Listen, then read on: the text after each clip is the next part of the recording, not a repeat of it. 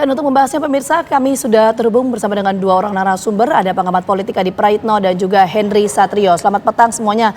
Kita menuju ke Mas Adi terlebih dahulu. Mas Adi, Undang-Undang MD3 ini kan menjadi penentu ya untuk nanti mekanisme pemilihan ketua DPR RI. Apakah PDI Perjuangan sebagai pemilik suara terbanyak di parlemen untuk menduduki kursi ketua DPR sudah final sifatnya per sore hari ini menurut Mas Adi?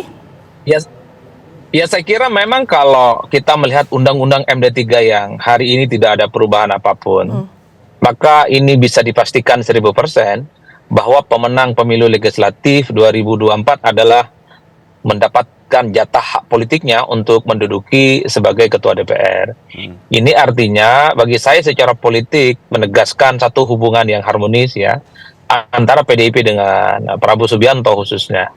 Nah, yang kedua, dalam paket Undang-Undang MD3 itu kan disebutkan 5 paket pimpinan DPR itu adalah mereka pemenang pileg nomor 1, nomor 2, nomor 3, nomor 4, dan nomor 5. Nah, nomor 2 sampai nomor 5 itu posisinya adalah sebagai wakil ketua DPR yang nantinya di mana partai melalui fraksi akan mengusulkan kira-kira siapa nama yang akan disebut ya dan layak untuk mendampingi Puan Maharani sebagai ketua DPR. Jadi ini yang saya kira secara politik menunjukkan betapa di sini ada negosiasi, ada kompromi, dan ada hubungan yang baik ya antara partai pemenang Pilpres dengan partai yang kalah Pilpres. Yang kedua, kalau Undang-Undang MD3 ini diubah, itu artinya PDIP tidak mendapatkan ketua DPR. Komposisi yang ada di DPR, pimpinan-pimpinannya akan berubah secara signifikan. Ini terjadi dulu waktu Pileg 2014. Saat itu PDIP sebagai partai pemenang Pilpres sekaligus sebagai pemenang Pileg tidak otomatis mendapatkan jatah kedua DPR karena Undang-Undang MD3 saat itu diubah secara total, diubah secara drastis, terutama partai politik yang menguasai parlemen yang mendukung Prabowo Subianto yang notabene-nya kalah dalam Pilpres. Oleh karena itu per hari ini, karena hari ini adalah pelantikan DPR, tidak ada perubahan tentang MD3, maka ini tinggal menunggu waktu sebenarnya bahwa Puan Maharani sepertinya akan menjadi ketua DPR untuk yang kesekian kalinya karena sepertinya di internal PDIP sudah ada aklamasi kecenderungannya hanyalah Puan the one and only yang didapuk sebagai ketua DPR yang baru. Tinggal kita tunggu kira-kira siapa wakil ketua DPR yang diusulkan oleh 4 partai politik, yaitu Gerindra, yaitu Golkar, yaitu PKB dan Nasdem. Saya kira di situ konteksnya. Secara politik tentu saja. Baik, kita ke Bang Henry Satrio, ke Bang Hensat. Bang Hensat, ini kan tadi kita sebut nama ya. Jadi Ketua Badan Anggaran DPR RI periode 2019-2024, Said Abdullah mengungkap paket nama nih, udah ada paket namanya nih. Saya bacakan. Pertama, Puan Maharani menjadi Ketua DPR RI untuk periode kedua. Kemudian Wakil Ketua DPR RI-nya ada Sufmi Dasko Ahmad, ini dari Partai Gerindra, Adis Kadir dari Partai Golkar, kemudian ada Saan Mustafa dari Partai Nasdem, dan Faisal Rizal dari PKB. Apakah nama-nama ini memang sudah final sifatnya atau nanti masih akan dibahas lagi di rapat paripurna DPR nanti sore ini? Ya, bisa saja itu dibahas lagi, tapi kan nama-nama itu sudah mencerminkan nama-nama yang memang dekat dengan ketua partai masing-masing. Yang kita bahas misalnya Golkar, itu jelas Adis Kadir adalah orang yang sangat dekat dengan Bahlil Lahadalia ya, ketua umum Golkar. Mas Hensat? Orang-orang dekat partai politiknya. Jadi kalau menurut saya tidak akan banyak berubah tuh spill nama dari Pak Said Abdullah ya terhadap nanti komposisinya. Jadi saya rasa sudah tidak ada kejutan lagi kecuali memang yang bersangkutan tiba-tiba menolak untuk memegang jabatan itu. Tapi kelihatannya sih kalau sudah di-spill biasanya hampir pasti kejadian, Mas Adit. Baik. Oke, Mas Hensat, sebelum kita menuju ke nama Mas Hensat, kenapa kemudian Mas Hensat menyampaikan bahwa ini sudah hampir final? Apakah misalnya potensi pada tahun 2014 ketika itu PDI Perjuangan menjadi pemenang legislatif di Senayan, tapi yang menduduki kursi DPR RI adalah Partai Golkar? Kenapa kemungkinan itu kecil terjadi untuk sekarang? Ya, kemesraan demi kemesraan itu kan terjadi ya. Kita tadi lihat juga bagaimana Pak Prabowo sangat mesra dengan Puan Maharani berjalan di DPR gitu. Kemudian yang kedua adalah kalau mau diubah sebelum pelantikan, Mbak. Jadi sebelum ada gegap gempita hari ini, nah itu biasanya sudah dilakukan peraturan-peraturan perubahan MD3 lagi yang membuat orang-orang di DPR itu tidak lagi kisruh karena yang dijalankan hanya peraturan perundang-undangan yang sudah disepakati gitu. Nah per hari ini bahkan tadi kan Bang Dasko sudah menyampaikan bahwa tidak ada perubahan MD3, jadi artinya memang ini adalah bagian dari kesepakatan politik. Politik itu kan semuanya tentang kesepakatan pemegang kekuasaan aja. Jadi kalau hari ini kita lihat kesepakatannya adalah DPR tetap menjadi miliknya atau ketua DPR tetap menjadi milik PDI Perjuangan, ya maka itulah kesepakatan yang terjadi. Nah tinggal nanti kita lihat saja kesepakatan-kesepakatan selanjutnya yang terkait dengan pemimpin-pemimpin kementerian atau para menteri. Dan ini sih biasa saja terjadi per hari ini gitu. Hanya saja kalau kita lihat dari komposisi nama yang tadi, saya juga yakin sulit untuk berubah itu karena orang-orangnya memang orang-orang yang dekat dengan ketum partai akhir-akhir ini gitu. Kecuali waktu itu ketum Golkarnya masih Erlangga Hartarto. Nah itu mungkin bukan Adis Kadir yang ada di situ, tapi kan sekarang ketuanya sudah Bahlil ya. Ya wajar kalau kemudian Adis Kadir yang memimpin atau masuk sebagai kandidat wakil ketua DPR. Baik, jadi kita masih akan mendalami mengenai kesepakatan-kesepakatan dan kompromi di pimpinan DPR ini. Usai jeda, tetaplah bersama kami. Baik, kita ke Bang Henry Satrio. Tadi Bang Henry mengatakan bahwa ini sudah hampir final nih. Nama-nama yang di-spill mulai dari ketua DPR serta 4 wakil ketua DPR-nya. Apakah berarti ini sudah sampai di tahap kompromi dan koalisi terbentuk di DPR sendiri, Bang Hensat? Ya kompromi sih terjadi sebelum paripurna hari ini, Mas Adit. Jadi bisa saja hal-hal seperti ini dibicarakan 1 hari atau 3 hari sebelumnya atau bahkan mungkin jauh-jauh hari gitu ya. Tapi yang jelas kan setelah kita lihat komposisi hari ini artinya ada 2 kompromi lagi yang belum selesai, yaitu kelengkapan dewan yang pertama, kemudian yang kedua adalah kabinet. Nah kalau kelengkapan dewan kan ada ketua-ketua komisi dan ketua-ketua badan anggaran atau badan legislatif dan lain-lain. Nah komisi sendiri kan ada 11.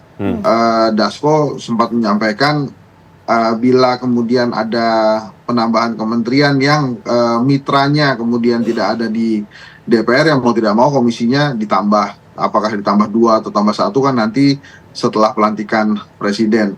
Nah itu kan bagian dari kesepakatan juga. Belum lagi wakil ketua komisi itu juga bagian dari kesepakatan juga. Nah setelah itu barulah kita beranjak ke level kabinet gitu. Nah di kabinet bagaimana kesepakatan yang terjadi. Jadi koalisi-koalisi itu kalau tadi pertanyaannya di segmen sebelumnya adalah akankah PDI Perjuangan bergabung gitu ya dengan pemerintahan. Ya tergantung definisi dari bergabung itu apa gitu. Menjadi ketua DPR yang bisa menjembatani antara legislatif dan eksekutif kan itu juga bisa dimaknai bekerja sama atau bergabung ya.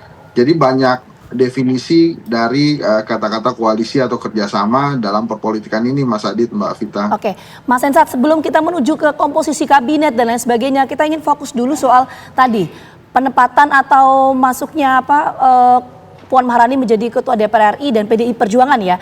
Ini kan adalah sebuah kompromi politik. Apa risiko politiknya jika memang PDI Perjuangan ini tidak mendapatkan kursi DPR RI? Kalau emang ini kompromi, resikonya apa? Mas Hensat? Halo? Ya, silakan. Jadi resikonya ya memang PDI Perjuangan akan berada di luar pemerintahan dan kemudian akan menjadi kekuatan yang berhadapan-hadapan dengan kekuatan penguasa gitu. Tapi kan kita sudah pernah bahas hal ini berkali-kali bahwa PDI Perjuangan pernah menjalani fungsi yang menjembatani dari sisi perjuangan yang mewakili masyarakat, mewakili warga, mewakili rakyat, tapi juga di lain sisi mereka masih bisa berkomunikasi dengan penguasa. Hal ini terjadi pada saat zamannya Pak Taufik Kemas, ayahnya Mbak Puan Maharani. Jadi kalau kemudian nanti Puan Maharani menjalani fungsi yang sama seperti ayahanda, berada di luar pemerintahan, tapi kemudian masih bisa memberikan masukan kritis kepada pemerintahan dan bekerja sama dengan cara. Mas Hensat? caranya PDI Perjuangan, itu akan mungkin terjadi. Jadi atau kerjasama inilah nanti yang akan kita tunggu gitu, kira-kira akan seperti apa. Oke, baik, itu resiko politiknya ya, soal kestabilan ya, stabilitas untuk pemerintahan mendatang. Kita menuju ke Mas Adi. Mas Adi, kalau tadi kita bicara soal stabilitas ya, artinya apakah dengan penempatan PDI Perjuangan akan memimpin kursi pimpinan DPR ini juga akan pengaruh terhadap kerjasama di tingkat eksekutif di kabinet atau gimana Mas Adi? Atau sejarah akan berulang ketika zaman Pak Taufik Mas, waktu di era SBY?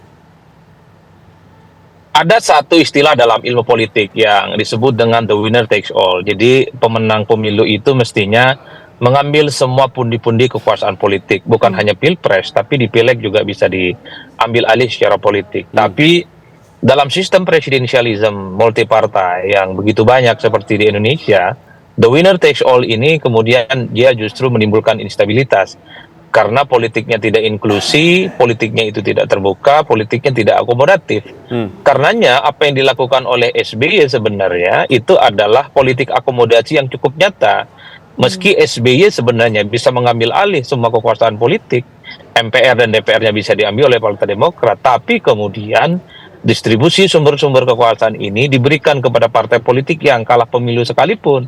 Saat itu misalnya pimpinan ketua MPR itu diberikan kepada PDIP. Ini tentu sesuai dengan fatsun politik di Indonesia secara umum, bahwa politik gotong royong atau politik akomodasi ini tentu tujuannya adalah untuk menciptakan stabilitas politik. Karena di negara kita ini sedikit saja ada protes, sedikit saja ada oposisi, itu dikhawatirkan menimbulkan kegaduhan yang tidak efektif, tidak kondusif ya bagi penciptaan demokrasi dan pertumbuhan ekonomi secara sehat. Tapi problemnya, efek buruk dan cacat bawaan dari politik akomodasi yang begitu besar, ini tentu akan membuat kontrol di parlemen, oposisi di parlemen, ini akan wassalam nasibnya. Apalagi misalnya kalau PDIP ini menyatakan bagian dari kekuasaan politik Prabowo, entah hanya bergabung di DPR atau misalnya masuk juga di kabinet nantinya, bisa dipastikan kontrol parlemen itu akan absen. Karena selama ini yang paling dekat untuk memberikan nasihat, memberikan check and balances kepada pemerintah, kepada eksekutif adalah DPR. Oleh karena itu sebenarnya kalau PDIP jadi bergabung, ini menjadi lonceng kematian, kelompok oposisi di DPR akan mati dan tak akan ada kabarnya. Satu-satunya kekuatan politik yang bisa kita harapkan di masa yang akan datang adalah parlemen jalanan, melalui kelompok aktivis, mahasiswa, kelompok-kelompok kritis, para profesor dan para pegiat demokrasi yang saya kira akan menjadi sparring partner kritis bagi pemerintah dan DPR sekaligus. Oleh karena itu, saya di berbagai kesempatan selalu mengatakan, kalau DPR ini semuanya berkongsi dengan kubu pemerintah, secara politik dan secara hukum ini mengingkari demokrasi kita secara umum. Ini mengingkari hukum kita. Karena anggota dewan dipilih oleh rakyat, tujuannya adalah ngomong, memberikan perimbangan dan memberikan cek kepada pemerintah, sehingga proses kebijakan dan undang-undang yang dilahirkan tidak bertabrakan dan bertentangan dengan rakyat. Oleh karena itu, kalau semuanya bergabung, saya hakul yakin 1000% partai-partai ini tidak akan ada yang berani melakukan protes terkait dengan kebijakan pemerintah, sekalipun kebijakan itu bertentangan dengan aspirasi dan kepentingan rakyat. Karena kalau ada anggota dewan berani melawan pemerintah, sementara partainya menjadi dari kubu pemerintah, dia tinggal nunggu waktu untuk di-reshuffle, tinggal nunggu waktu untuk di-recall, tinggal nunggu waktu untuk diperhentikan di tengah jalan. Dan itu yang sering terjadi kita lihat dalam parlemen kita. Baik, Mas Adi, tadi kan Anda katakan mengenai politik akomodasi. Apakah sebetulnya juga Pak Prabowo ini melakukan politik akomodasi sesuai dengan apa yang dilakukan oleh Pak SBY di kala itu, melakukan politik akomodasi? Toh baik-baik saja kok pemerintahan di kalanya Pak SBY? Ya memang ini politik akomodasi. Artinya pihak-pihak yang kalah sekalipun sebenarnya coba untuk dijinakkan dalam kompromi politik yang pembagian kekuasaan politik yang diberikan kepada pihak-pihak yang kalah. Dulu misalnya ada keinginan ketika ketua MPR itu diberikan kepada PDIP, harapan terbesarnya PDIP ini tidak terlampau agresif memberikan serangan-serangan politik kepada SBY saat itu. Tapi dalam prakteknya kita lihat 10 tahun di luar kekuasaan, PDIP tetaplah menjadi partai politik yang saya kira menjadi menarik ya, yang kita saksikan secara signifikan memberikan perimbangan-perimbangan politik kepada SBY selama 10 tahun. Tapi SBY saat itu memberikan kesempatan kepada PDIP bermain di dua kaki. Satu sisi menikmati sebagai pimpinan DPR dan sisi yang lainnya menjadi oposisi. Itu SBY. Ya. Tapi saya tidak yakin dengan pemerintahan di 5 tahun yang akan datang. Sepertinya kalau kakinya ingin dua-duanya berada di kekuasaan politik pemerintah, tentu kader-kadernya yang ada di parlemen harus tertib dan tegak lurus dengan semua kepentingan politik pemerintah di masa yang akan datang. Baik, singkat saja Bang Hensat menanggapi pendapat dari Mas Adi. Apakah Anda setuju dengan pendapat Mas Adi? Silakan. Ya, apa yang terjadi hari ini kan kita bisa lihat bahwa apa yang diinginkan oleh Pak Prabowo merangkul semua kelompok itu hampir kejadian gitu. Ya. Nah, ini kan hanya tinggal beberapa ketua komisi, kelengkapan dewan, termasuk ketua MPR ya. Jangan dilupakan juga itu kemungkinan akan dijabat oleh Gerindra ya. Oke. Desas-desusnya kan Pak Ahmad Muzani yang akan menjadi ketua MPR. Jadi artinya MPR dan presidennya itu dari Gerindra. Tapi kan itu nanti kita putuskan ya. Kita lihat keputusan dari para elit itu. Sementara kelengkapan dewan sekarang anggota-anggota dewan ini sedang bermain atau berpikir kira-kira akan masuk komisi mana, walaupun komisi-komisi tadi pun sudah diatur sebelum-sebelumnya.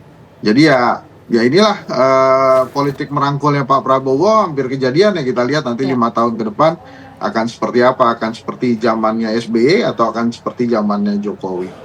Oke, baik, nanti kita sama-sama melihat bagaimana komposisi untuk pimpinan MPR dan juga DPR, karena ini kurang lebih akan berpengaruh terhadap postur kabinet, karena kalau bicara soal politik ini soal power sharing. Sekali lagi terima kasih banyak untuk Mas Hensat dan juga Mas Adi atas waktunya sudah bergabung bersama kami di Kabar Petang. Sehat selalu.